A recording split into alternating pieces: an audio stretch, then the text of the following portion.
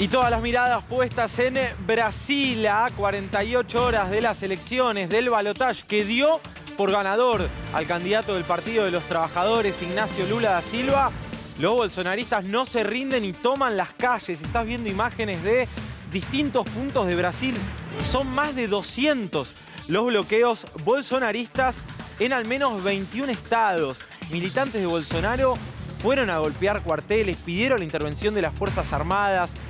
Se viven horas de máxima tensión en nuestro país vecino con un Bolsonaro que más de 36 horas después de la derrota electoral salió a hablar, pero la verdad es que dijo poco. Un discurso muy escueto donde avaló y legitimó estas protestas que están viendo, aunque dijo los métodos no pueden ser los mismos que los de la izquierda. Dijo siempre voy a apoyar las manifestaciones pacíficas, pero la verdad es que hora a hora la tensión, bien digo, se incrementa.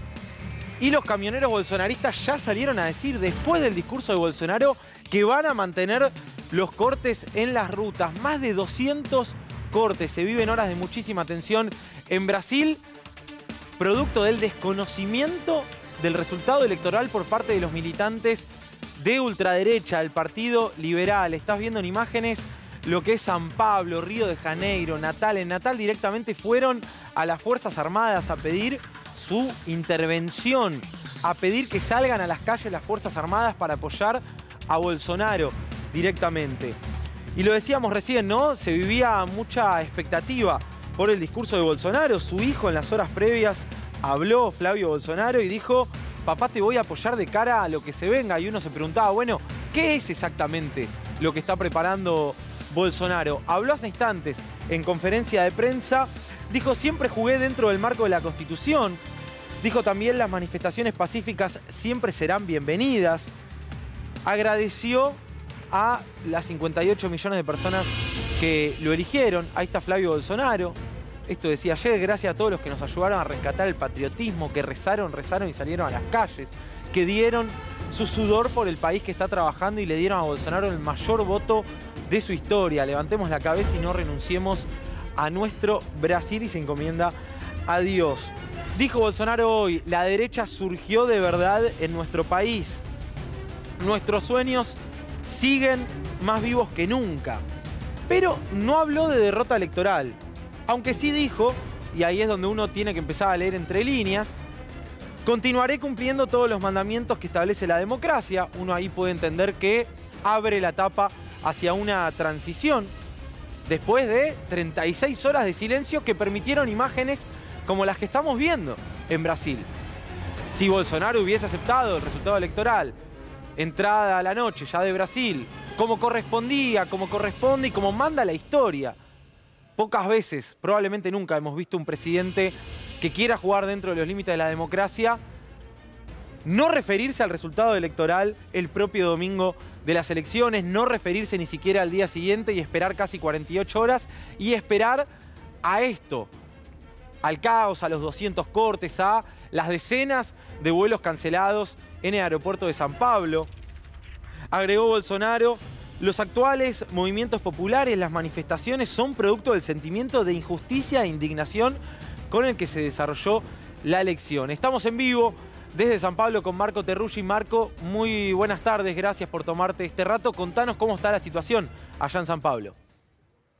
¿Qué tal, Juan? A toda la audiencia. Bueno, a mis espaldas se ve San Pablo, un día nublado. Acá hace minutos se escuchaba afuera Bolsonaro y cacerolas ante el discurso de Jair Bolsonaro, que comentabas recién, ahora tomó la palabra y se mantuvo en una suerte de zona gris acerca del resultado. Por un lado, no reconoció su derrota, pero tampoco impugnó lo que dijeron las urnas. Esto es importante porque hasta el momento nadie ha dicho, nadie ha cuestionado el resultado como tal, y de hecho varios medios dan cuenta de que ya se han dado llamados telefónicos entre el equipo de Lula y miembros del gobierno de Jair Bolsonaro, como el jefe de la Casa Civil o el mismo vicepresidente Mourão. Así que por abajo hay el primer momento de encuentro para ir charlando la transición, pero esto se combina con la situación de tensión muy alta que Bolsonaro alimenta. Yo recién estaba en unos cortes acá en San Pablo. Hay un número mediano de gente, pero con un nivel de violencia muy alto, dicen que hay fraude, que se necesita una intervención militar,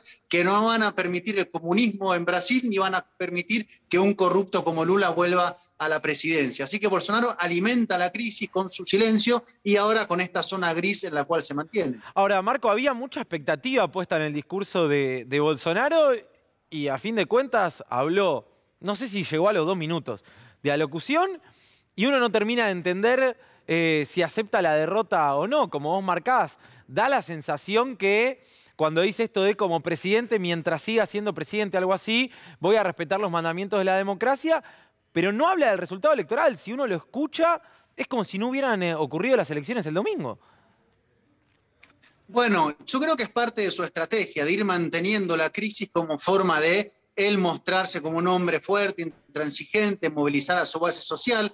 A su vez hay que ver que hay una serie de choques institucionales entre el Tribunal Supremo Federal, que le ordena a la policía vial que se demora en levantar los bloqueos, algunos gobernadores que empiezan a ponerse en contra de los cortes de ruta. Hay una suerte de arriba también de cortocircuitos o tensiones, pero lo que uno ve es que Bolsonaro en el fondo no cuenta con fuerza suficiente para impugnar el resultado. Esto estuvo sobre la mesa desde el inicio. ¿Con quién contaría él para decir no reconozco el resultado? Ahora bien, lo que también se ve es que quiere irse con un incendio tras de sí e intentar capitalizar esa crisis que va generando con su silencio, con estas declaraciones que permite que quienes están en las calles digan, bueno, pero no reconoció su derrota y mantenerse en los cortes. Claro, totalmente. Ahora, tal vez eso que vos marcabas que no consiguió el apoyo sea lo que explique tantas horas de silencio, ¿no?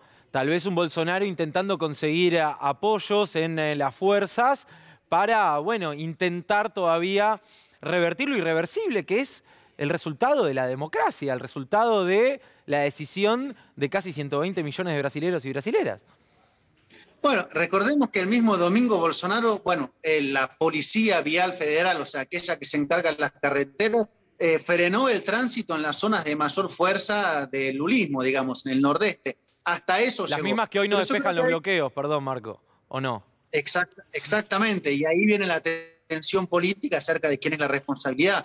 Pero yo creo que en este recorrido del cual hablamos es central ver lo que fueron los reconocimientos internacionales. Mientras Bolsonaro se mantenía en silencio, Lula estaba recibiendo a Alberto Fernández, hablando por teléfono con Luis Arce, López Obrador, el presidente de Estados Unidos, Biden, Emmanuel Macron de Francia. O sea, hubo un dispositivo internacional que fue apuntalando la victoria de Lula, que hizo que puertas afuera todo el mundo reconociera, puertas adentro los grandes medios no acompañan el discurso de Bolsonaro, los sectores militares finalmente no parecieran lanzarse una aventura, y esto siempre fue la hipótesis principal, y grandes empresarios están apostando por la estabilidad y no por un presidente que es capaz de conducir al país al borde del barranco y jugar en mantenerlo en esa situación durante horas y horas y días.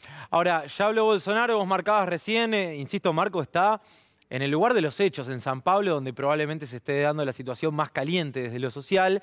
Vos marcabas recién gente que sale a los balcones a gritar fuera Bolsonaro y demás. Desde que habló Bolsonaro entiendo que camioneros incluso ya ratificaron que van a seguir cortando las rutas, pese a que Bolsonaro de alguna manera dijo, bueno, los legitimo, pero los métodos no pueden ser izquierdistas, algo así, ¿no?